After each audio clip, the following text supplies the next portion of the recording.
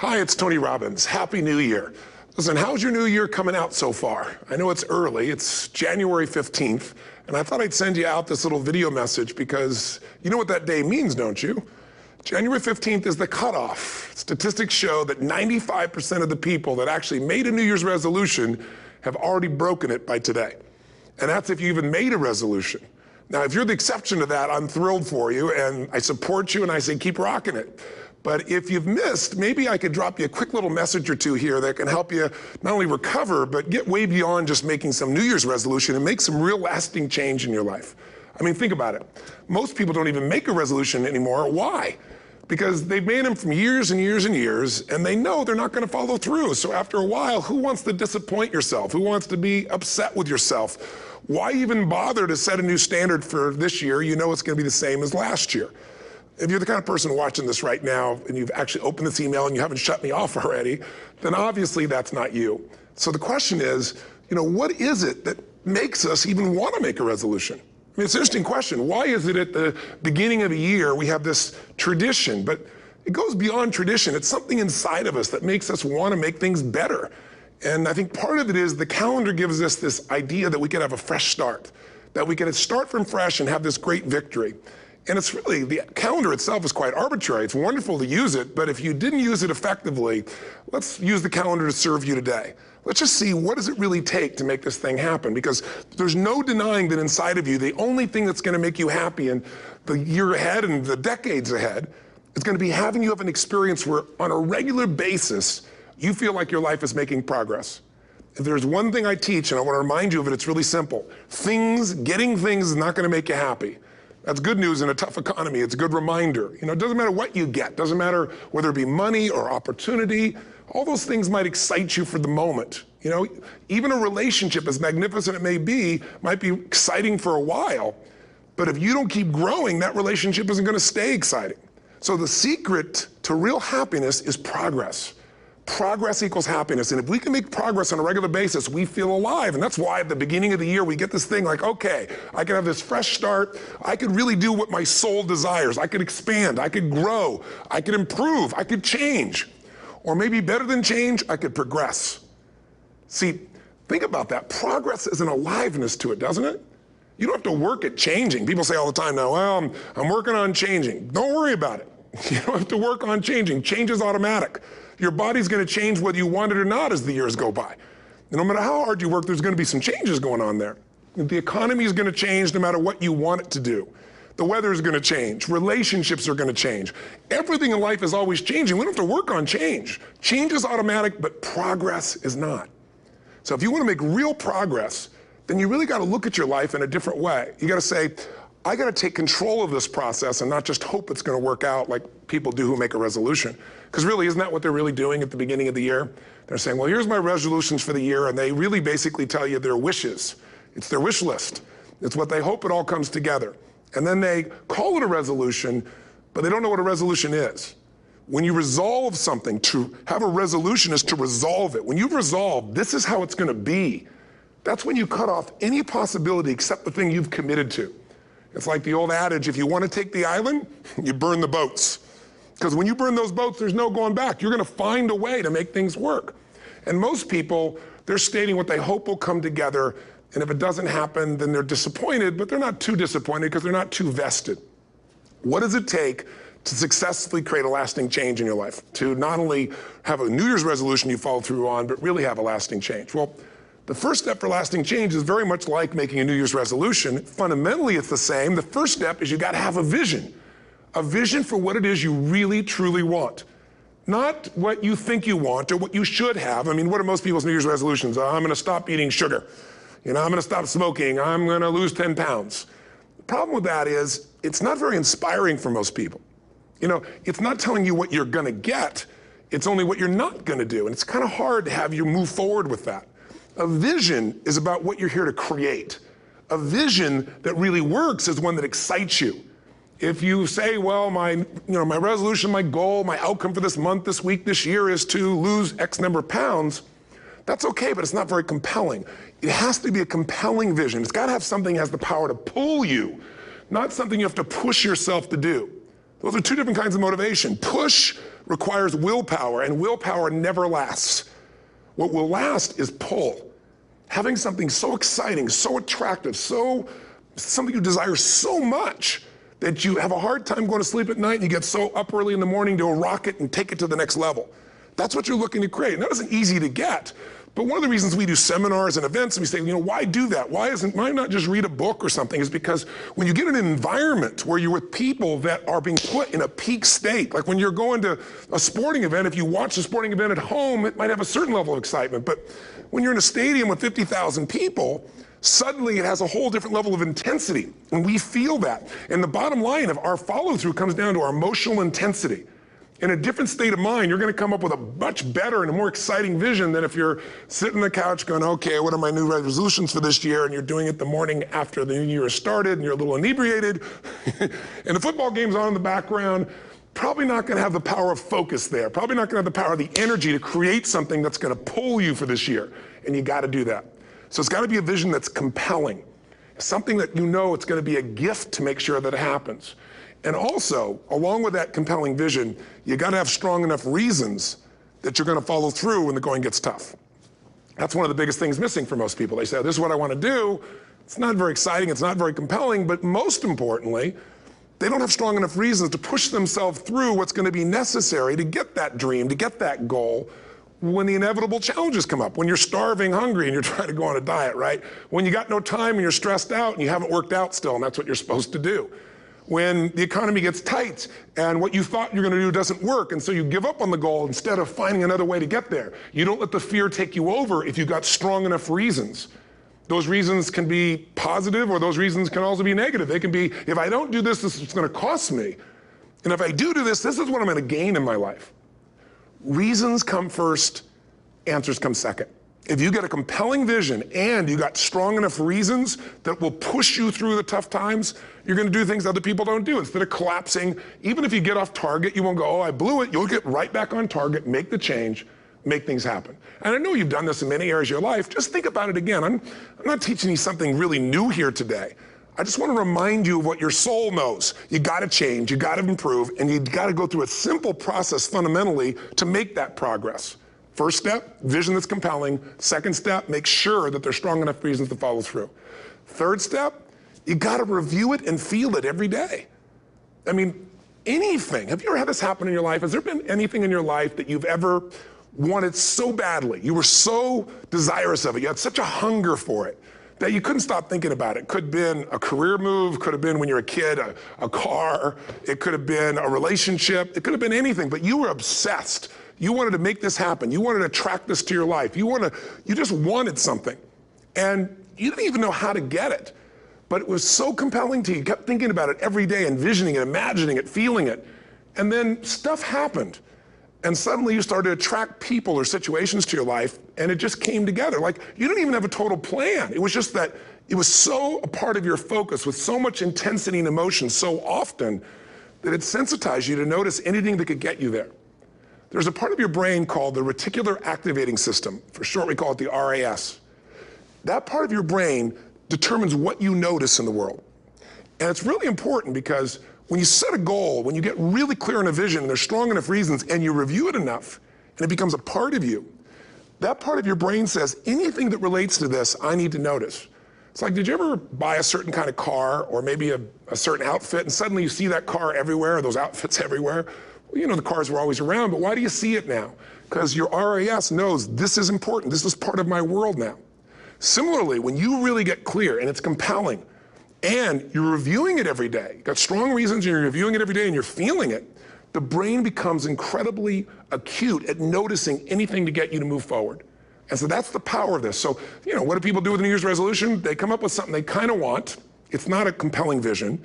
They don't really have strong enough reasons, and they never review it again until to notice that they broke what they said they really want to have make happen, because they didn't really resolve. If you resolve, you got the vision, it's compelling, you review it daily, and you feel it, you envision it, and you experience it. Simple as it sounds. Now, ultimately, what is this really about? Ultimately, if you're going to have lasting change in anything, you're really talking about just raising your standards. I mean, I always tell people, if you want to know how to change your life, I give it to you in 3 words, boring as it sounds: raise your standards. And what does that mean? corny as it sounds. Raise your standards. Oh, thank you for the breakthrough thought, Tony. I'm glad I wasted my time watching this little email with you. But think about it. Lasting change is different than a goal. You don't always get your goals, but you always get your standards. Maybe it would help you is to think about it this way. I try to explain standards to people with a different set of words. Think of it as everybody in life gets their musts. They don't get their shoulds. Like, think about it. Most people have a list of shoulds, don't they? Don't you have a list of the shoulds, things you should do, you should follow through on? I should lose some weight, I should work out more, I should make more calls, I should respond more rapidly to my email, whatever, you know? I should get into the office earlier, I should be, more confident. Whatever your should list is, people love to have their should list be met, but it's kind of like New Year's resolutions. If it does, it's really exciting, but if it doesn't, which is most of the time, it's a little disappointing, but you kind of know it's not going to happen. But when you decide something is a must for you, an absolute must, when you cut off any possible, you say, I'm going to find the way or I'm going to make the way. Human beings, when they resolve things, when they make a real resolution inside themselves, which is they raise the standard and they make it a must, they find the way. Think about it in your own life. Haven't you had some area of your life where you raise your standard and your life has never been the same? Maybe at one time in your life you smoked cigarettes, or you did something and you did it for years and you kept trying to change it and kept telling yourself I should. And then one day something happened. Something just clicked you over. Something took you over that kind of tipping point. And inside yourself you said no more. And it was a very, very different experience, wasn't it? Something inside of you shifted and what was a should became a must and you've never gone back. Is there an area like that in your life you can think of? Again, did you ever smoke cigarettes? Did you ever eat a certain way, drink a certain form of alcohol, and then finally say no more, and you just don't go back? And notice this, it doesn't really take any willpower anymore.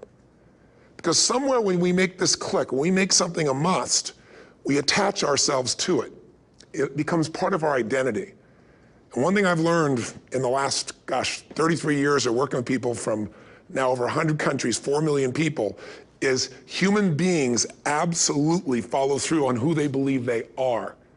If you said to me, well, I'm really gonna work hard to stop smoking, but I've been a smoker my whole life and I am a smoker, I know your days are numbered. You're gonna be back smoking cigarettes again because we all act consistent with who we believe we are. I tell people the strongest force in the whole human personality is this need to stay consistent with how we define ourselves.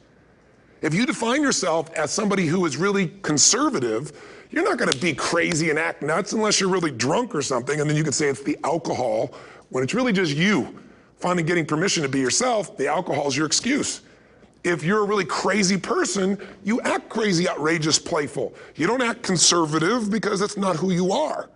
Very often people say, well, I can't do that, I'm not that kind of person. And I always say to people, really, when did you define yourself?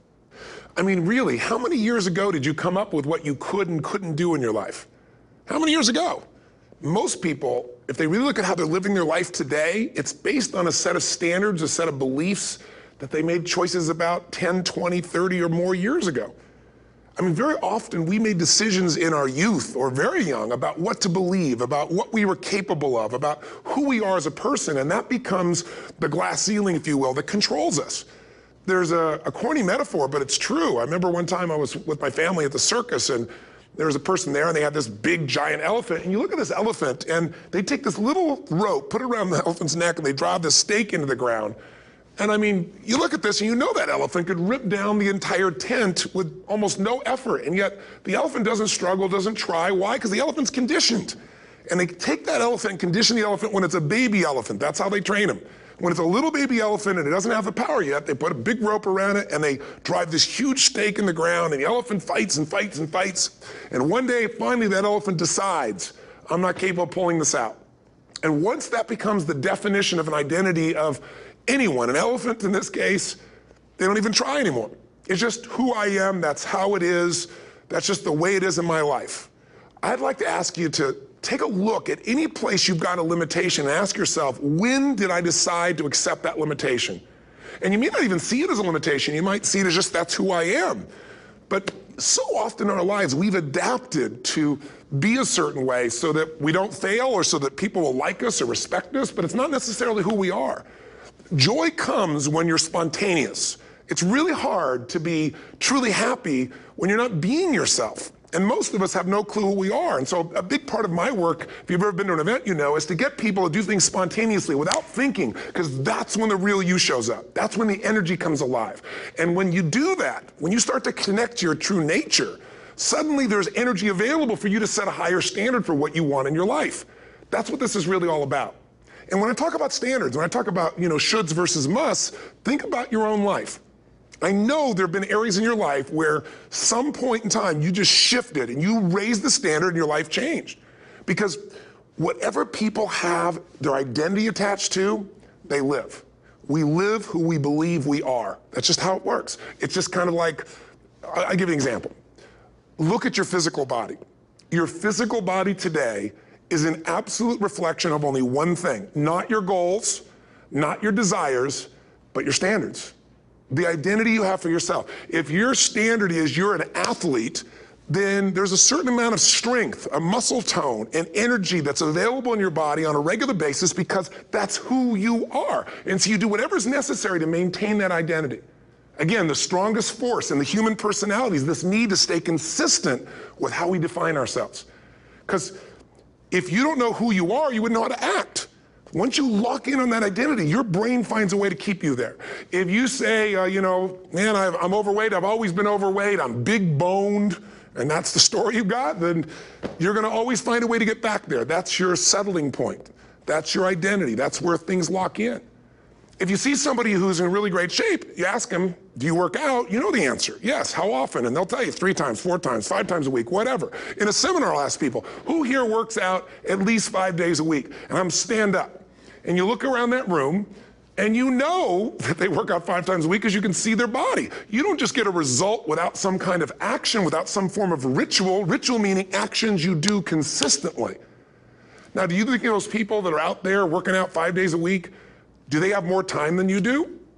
Or I have, or anybody else? Of course not. Is their life less busy? Of course not. It's just a must for them. They must work out that way, and they've made that turn and their life's changed. So I'm not saying you have to work out 5 days a week.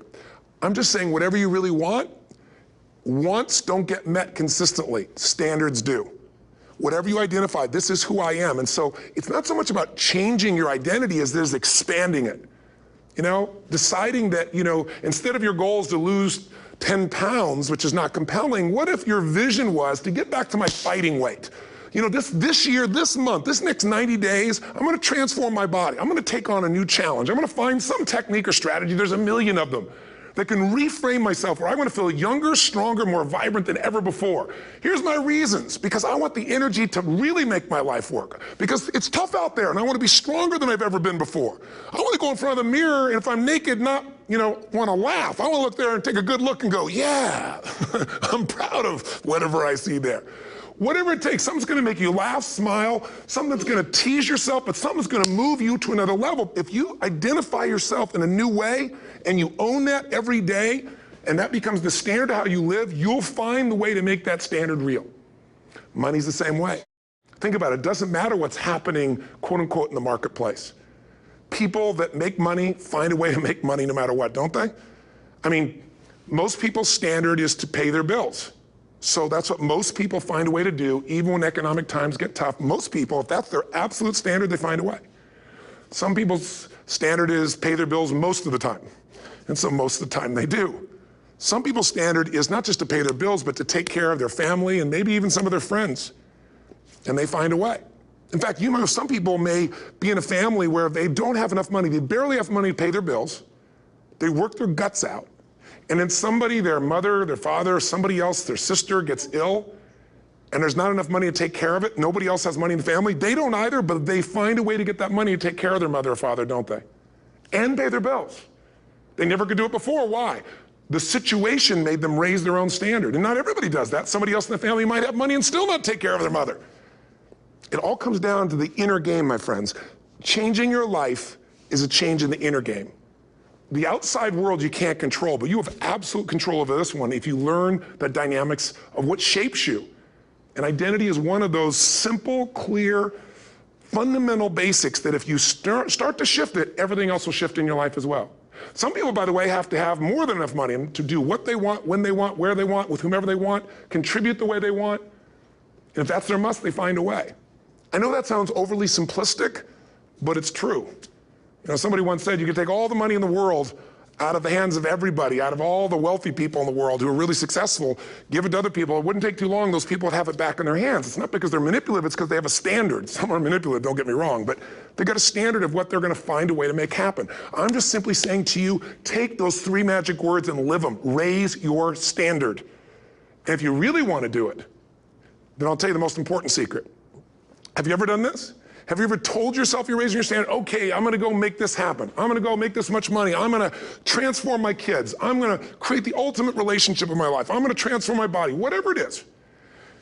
And then you don't have strong enough reasons and you don't use it. You don't follow through. It's because you didn't back up your standards with what makes those standards real, and that's rituals. Rituals are where the power is. Whenever we do our Robbins results coaching, and we say Robbins equals results, the way we get results with people, it's the same way if you listen to my Ultimate Edge program, or back in the old days, Personal Power, or if you went to one of my seminars. You know what I do is I take these huge challenges you got and we break them down into little bite-sized steps.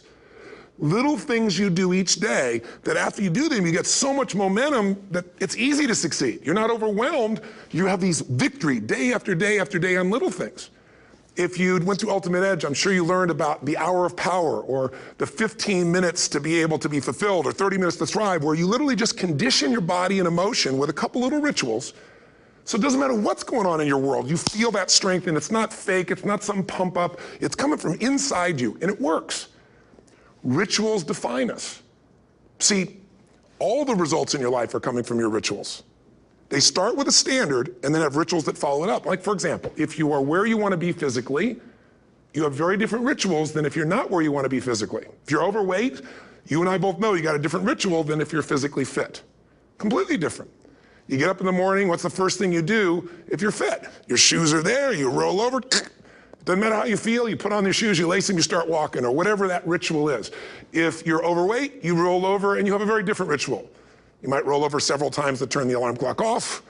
You go in and get your mocha, smocha, whatever, special coffee. You stop by at Starbucks, whatever the case may be. You have your nice sugar muffin. It's supposed to be really nice for you. Whatever you do, it's a different ritual. If you have a great, passionate relationship, you have very different rituals in how you come home than if you have a lousy relationship.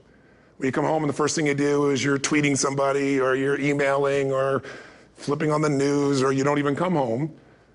What are the rituals? Whenever I study people that are successful, what I look for is what's the standard they hold themselves to, and then what are all those little rituals that add up? Because think about it, success and failure are not giant events. They don't just show up. You don't just suddenly become successful or suddenly have this cataclysmic event that makes you fail. It may look that way, but failure comes from all the little things. It's failure to make the call. It's failure to check the books. It's failure to say, I'm sorry. It's failure to push yourself to do things physically that you don't want to do. And all those little failures day after day come together until one day some cataclysmic event happens and you blame that. That event happened because you missed all the little stuff. Do you agree with me? And success, by the way, is not some overnight event. It's all these little things. Success is having a vision. Success is making it compelling. Success is really seeing it and feeling it every day with strong enough reasons. Success is feeling the sense that I'm here to grow and I'm here to give something to the world more than just myself. Success is caring about other people. Success is calling and saying, I love you in the middle of the day for no damn reason. Or sending a note. That'll change your relationship. Have a ritual of something funny, playful, or a surprise you do. How many relationships are dead today because they have no surprise rituals anymore? You need to have some rituals, some cool things you do that nobody else does that gives you a better life than anybody else has. All the little stuff, that's where success comes from. In business, it comes from delivering more than anybody could imagine. All those little things add up. People go, wow, that's who I want to do business with. It's true in any area of your life. So if you look at somebody who's really successful and you think, wow, I mean, they're so amazing, they're such a genius, you got to dig underneath and you got to remember something. People are rewarded in public for what they've practiced for years in private. Myself and my business people say, how do you get up and speak? And you have no notes and you go for 3 days and nights and the room is like, everybody's wired and it's incredible. It's like a rock concert. How do you do that? How do you have that confidence? Well, it's not confidence, it's experience now. But I did so much behind the scenes and I still do to make things right. I mean, How many people would know that since the time I was 17 years old, before I walk out on stage, still do to this day, wouldn't need to do it, but I still do it, I never walk out there without being in an absolute peak state of mind. You know, there are days my back is hurting, my throat was hurting, or I may have had a challenge, or my father passed away, and I've still got to deliver for these people because my standard is give my all every time. Every event has to be better. Talk to anybody who's been to our events for 5, 10 years, some of our trainers, and I'll say, I don't know how he does it. He always finds a way to make it better. That's not an ego thing. That's a standard in me. I have to find the way. And my ritual, though, is I prepare, I think, I gather new information, I figure out how to put something across better. What do people need? I spend time with our customers. I see what's going on. And before I get on stage each time, I have this little ritual to put myself in a state of mind. And I did it starting like 17 years old. I started doing it. I'd say, I now command my subconscious mind. And I say this out loud several times, this little phrase, set of phrases, as an incantation to kind of condition my mind and body. And I'd say, I now command my subconscious mind to direct me in helping as many people as possible today by giving me the strength and the emotion and the humor and the brevity, whatever it takes to show this person and help this person change their life now. And I started that with a person when I worked with people one-on-one, and I would do that for 45 minutes driving in my Volkswagen to go serve and coach somebody for the first time. Now I don't say that person, I say these people, and I can go out in a room of 10,000 people and deliver for 50 hours, and I do it every time I come back on stage. It's a ritual to go into peak state. Peak states don't just show up, they don't interrupt you. Great ideas don't interrupt you, you gotta pursue them. I talked to Michael Jordan, I'll never forget, at the peak of his career, and got to watch his final game, saw him backstage and spent some time with him, and it was a pretty exciting time. He was the greatest basketball player I think that ever lived and has ever lived. And I asked him, I said, you know, what sets you apart, Michael? You know, what is it? And is it God-given talent, ability, skill? What is it? And he said, Tony, you know, he said, I can shoot you straight. And you know, it's not, you know, me trying to act humble. He goes, I have a lot of talent, a lot of God-given talent, a lot of skill. I've worked really hard. But he said, really, it's my standards. He said, every day I demand more from myself than anybody else could humanly expect. I'm not competing with somebody else. I'm competing with what I'm capable of. Magic formula. Because most of us lower our standards. Why? Because who you spend time with, my friends, is who you become. One of the biggest reasons I started going to seminars when I was like 17 is I had nobody around me as a great role model. I could read about somebody, but being around people, being in that environment was very different. Finding a way to go to work with someone who lived that standard of life was very different. You get around people with low standards and you compete with it. You don't need to compete with it. It's like, okay. I mean, remember Jerry Springer? I don't know if he's still in the air, but you know, I remember he used to get people on the show and I thought, where would he find these people? And why would people watch? I'll tell you why they watch. They watch these people and go, my life's still pretty darn good compared to that person. Look at them. You don't have to change your life. All you have to do is find somebody with a lower standard and you'll feel good about yourself. But if you feel that good feeling, it's an illusion. The only thing that's going to make you happy, my friend, and this year or any other, is to step up. It's to raise the standard. It's to discover what you're capable of and feel that incredible power of pushing through whatever's holding you back and get to the other side of more of your true self. That's what this game's all about. And look at the best of the world in anything. Tiger Woods, what's his vision? To win golf tournaments? No, to be the best that ever lived. That's his goal, that's his vision. But here's what's interesting, he backs it up with rituals. If you just have a vision and you don't have the rituals, stop lying to yourself. His rituals are, he started doing things nobody did before. He went and started lifting weights. Golfers lifting weights? No way. He went out and he changed his swing when he was the best in the world because he realized in order to be the best that ever lived, he was gonna have to change his swing. If you know anything about golf, you don't change your swing when you're the best. And he went and retrained himself because he has different rituals than other golfers. Now many people are modeling his rituals to get better. It's amazing. You know, you look at somebody like Michael Phelps, the 2008 swimmer, won 7, you know, only 2 people I think in history, if I remember correctly, that have gotten 7 gold medals in one session. And here's a guy, he's got number 6 under his belt and he's exhausted and he's going in for that final swim. I'm sure you remember. And how does the guy win? By 1/100th of a second.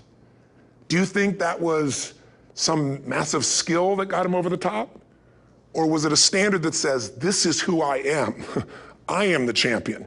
And no one is taking this from me. And somehow in those final milliseconds, 100th of a second, he pushed himself just beyond his competitor. But you know about Michael Phelps? What allowed him to be able to push beyond that moment is his rituals. Go study the guy.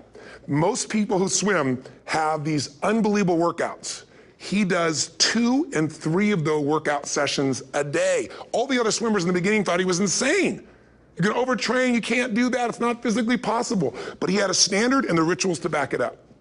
So here's my final message to you, because I've gotten carried away. I thought I was gonna send you like a 5-minute message, but as you can see, there's no script here. It's just me going a little crazy with you, but I wanna really see you get what you want this year. Don't let this year be like last. And if last year was great, still don't let it be that way. Raise the standard. If your life is perfect and extraordinary, you darn well know you're not gonna be happy unless you keep making it better. That's what makes us feel alive. It's not what we get that make us happy, it's who we become and what we're able to give because we become more. That sense of contribution is what creates the deepest meaning. So here's my assignment for you, if you want one. If you wanna go from conversation to some action, here's a simple thing to do. What's an area of your life right now that you really wanna improve? What's an area that's important to improve? If your body's great, how about your career? If career's great, how about your relationships? Intimate one especially, or your kids, or your relationship with your creator, your spiritual side of your life. Or is it your finances? Figure an area that really matters, decide on that area. Number 1, write down what your life is like in that area right now as specifically as possible. So you might say, well, I'm 13.5 pounds overweight, whatever the weight is, whatever the situation is, or my body fat's like this, or I wake up exhausted in the morning, and you write the truth of where you are right now. So you're real clear. Or I'm not in a relationship. I say I want a relationship, but I'm not in one, and I don't seem to find them. All the good ones seem to be gone is my belief. And I really do want one, but I don't have it. Whatever your definition. Or I'm in a relationship, and God, I wish I wasn't in a relationship. I'm planning my escape, wherever you are. Or I have a wonderful relationship, we love each other, but there just isn't enough passion. Just write the truth of where you are. The area you want to change, but write how it is. And then the second step is, this is where you gotta be really honest with yourself. What are the rituals that have put me there? Because whatever results you're getting, even if you don't like the results, there's some rituals that are keeping you in that place. There's some rituals of what you eat or don't eat, how you move or don't move, how you sleep or don't sleep. There's some rituals in the lack of variety or spice or energy or focus in an area. There's something you're doing, and it's usually not one thing, it's a bunch of little things that you kind of do consistently whenever you think about getting in a relationship, whenever you think about working out, whenever you think about money. You get yourself in a state of overwhelm. You start thinking about all the things you can't control. Just write down all the rituals you have, and then here's the third step. What do you want? What's your vision? And be really specific. I want to be my fighting weight. I want to be the strongest I've ever felt. I'm going to turn whatever it is, be specific. And then, last step, number 4, what are the rituals that'll get you there? What would you need to do differently each morning if you're going to be that kind of energy, that kind of strength? How often would you work out? What days would you work out? What time? A ritual is something you do consistently, usually at a specific time, so it becomes automatic. Let me tell you something. Willpower doesn't last, but rituals can last a lifetime. I bet you have some rituals in your life right now you've been doing for years, even though some of them don't serve you. I'm just saying, wake yourself up. If you want a new year and a new life, you don't need to start on January 1st. Start today. Start with this little video. And just begin to see what happens and see how easy it is to just do a few little rituals. Don't do them all, just do 2 or 3 new things. And you know what happens? You'll get momentum. Because once you discipline yourself in one area of your life, you feel yourself doing it in other areas as well. And I always say something that my original teacher taught me. I always remind people, there's always 2 pains in life. There's the pain of discipline, or there's the pain of regret. And discipline weighs ounces, as my friend Jim Rohn taught me. Regret weighs tons. You don't have regret. So right now, what do you want to change? What's it really like? What are the rituals that got you there? That'll take a little homework. If you're not sure, ask the people around you. They'll tell you what your rituals are. What do I really want in depth? What are the rituals that'll get me there? And then get yourself to start a few of those actions and lock them in place. If I can help you in any way, we're here as a company to support you. Come have an event with us. Come to Unleash the Power Within or Mastery University, or get a coach. You can get a free coaching session if you call our company and click on something on this. We'll probably have something on it, or get a product. Or don't do anything with us, but do something with somebody, starting with you. If you make the changes in yourself, you're going to be proud this year, and no amount of money or accolades from other people can mirror the feeling of being proud of knowing you've taken back control of your life, or you've taken a great life to another level. Because once you do that, you have something you can give other people, whether it be your kids or your friends or your family. And ultimately, that's what life's about. So thanks for listening. I don't know how long I went here, but I hope this has been helpful for you. I just thought it's a new year, and I want people to be able to truly create a new life. And until I see you again, hopefully soon, or get the chance to meet you, live strong and live with passion. And of course, God bless to you. Happy New Year.